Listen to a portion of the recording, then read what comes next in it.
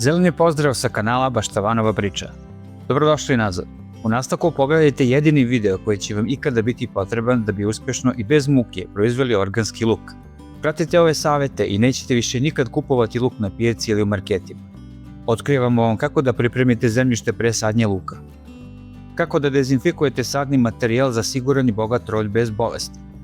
Koji su optimalni termini za sadnju i na kom razmaku se sadi luk.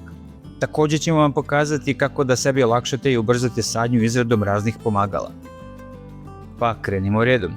Prvo dodajte organsko đubrivo ili sloj komposta u gredicu ako je na tom mestu prošle sezone rasla neka druga kultura koja je potencijalno iscrpela nutrijente iz zemljišta. Ja koristim organsko peletirano đubrivo. Praktično je za transport i lako za upotrebu.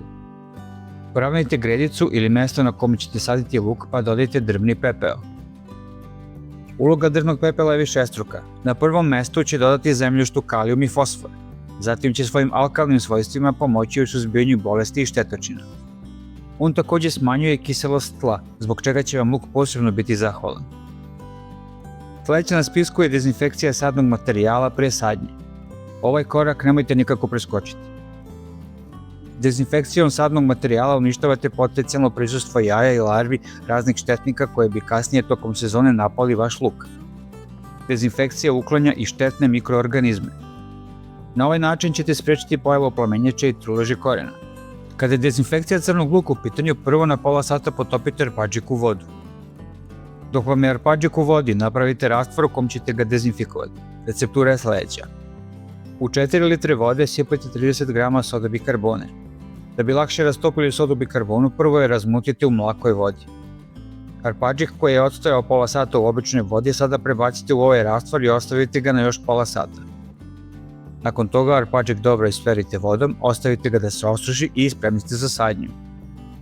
Kada je dezinfekcija belog luka za sadnju u pitanju, tu vam predlažem da ga dezinfikujete u čaju od kamilice.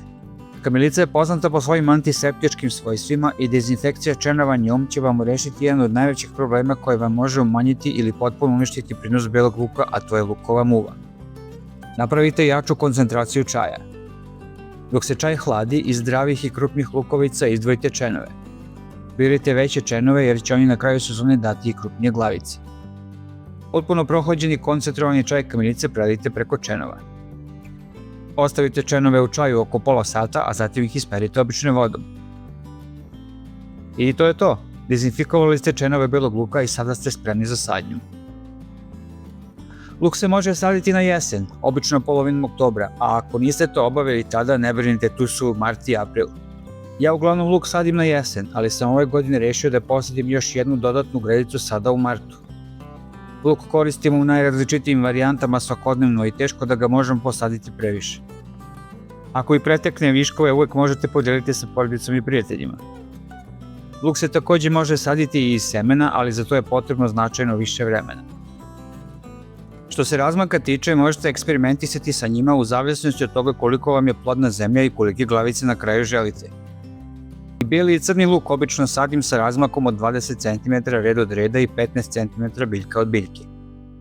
Jesena sam u jednoj gredici bijeli luk posejao gušće s obzirom da su mi prošle godine proizvedene glavice bile malo veće nego što preferiram. Kada ste se odlučili za određeni razmak sadnje, trebate markirati mesta gde ćete posaditi luk. Pošto ovo može biti naporan i dosadan posao, možete sebi olakšati taj proces tako što ćete napraviti ovakvu sadalicu za luk. Za izradu su vam potrebne letve, ručna testera, olovka, naravno zaštitne rukavice, šraferica, metar, šrafovi, a koristio sam i dršku stare metle. U zavisnosti od širine vaše gredice i željenog razmaka prilagodite veličine. Letve isecite na dužinu malo kraću od same gredice. Zatim isecite i 3 manje letvice, ja sam isekao na 24 cm. Na držci metle sam označio po 7 cm razmaka. Sekirom sam zašiljio blagi špis na kravima isečenih drški. Na letve sam zašrafio isečene šiljke. Razmak u redu između šiljaka je 15 cm, a između redova će biti 20 cm. Kada jednom napravite ovu sadilicu, možete je koristiti godinama, uštedjet će vam puno vremena i znatno olakšati proces sadnje luka. Ako vam je ovo komplikovano za izradu i želite lakše i brže rješenje, možete na parčetu kartonu iscrtati šemu sa željenim razmacima i onda štapom utiskivati kroz svaku rupu kako bi označili mesto sadnje. Kada ste označili mesta, možete samo utisnuti arpadžik ili čenove belog luka u njih. Brzo i jednostavno. Cijelu gredicu možete posaditi za svega par minuta. Na ovakav način ćete uštedjeti dosta vremena, a i vaše leđe će vam biti zahvalno. Nakon sadnje obavezno obilno zalijte. Kada već pričamo o razmacima, verujem da želite da imate i svoj mladi luk. Arpadžik možete posaditi i sa dosta manjim razmakom i onda kako pristiže mladi luk za branje tako ga berete i proređujete do željenog razmaka. Ovaj trik će vam značajno uštedjeti prostor, pogotovo ako imate manju baštu. Ako iz nekog razloga dosta kasnite sa sadnjom ili želite što pre mladi luk, možete ubrzati njegov rast tako što ćete ga posaditi u ove kutije za rasad i držati ga neko vreme unutra, a kasnije presaditi u baštu. Primenite ove savete i imat ćete odličan rod crnog i bijelog organskog domaćeg luka iz vaše bašte bez problema i muke. Kada dođe sledeća sezona sadnje luka i zatreba vam mali podsjetnik, samo se vratite ponovno na naš kanal i pogledajte ovaj video. Ako vam se dopao ovaj video i želite da nas podržite, pretplatite se besplatno na naš kanal klikom na dugme subscribe, a zatim kliknite ikonicu zvonce da bi dobijali pravovremeno obaveštenje o našim novim objavama. Lajkujte ovaj video i podelite ga sa prijateljima.